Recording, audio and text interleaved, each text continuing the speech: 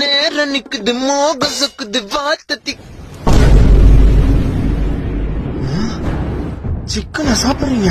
பறவை காய்ச்சல் பரவி வருவது 10,000க்கும் மேற்பட்ட கோழிகள் உயிரிழந்தன. இது மனிதர்களுக்கும் பரவும் அபாயம் உள்ளது. நிறுத்துங்க. என்னடா நீங்க நியூஸ்ல பாக்குறது இல்லையா? அங்கங்க பறவை காய்ச்சல் பரவிட்டு இருக்கு. நீங்க பாட்டு சிக்கன் சாப்பிடுறீங்க. சிக்கன் சாப்பிடறதுனால பறவை காய்ச்சல் வருதுன்னு தெரியாதா உங்களுக்கு? டேய் இது சிக்கன் சாதப்பா.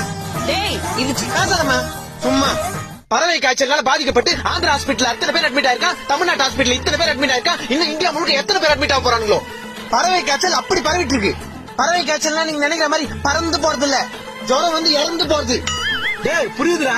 ஆனா சிக்கன் எந்த கல்ல வாங்கினா பேசாதப்பா. டேய் ஒரு நிமிஷம் பேசாதமா. சிக்கன்னால அந்த நோய் பரவுதுன்னா அப்படிப்பட்ட சிக்கனை நம்ம தொடக்கூடாது. பக்கத்து ஏரியா சீலா ஆண்டி மேல மட்டும் அவ்வளவு அக்கறை ஆகிறல. ஏன் உங்க உடம்பு மேல உங்களுக்கு அக்கறை இல்லையா? டேய் ஒரு நிமிஷம் சொல்றேன். வாய கட்ட மாட்டீங்களா? தட்டு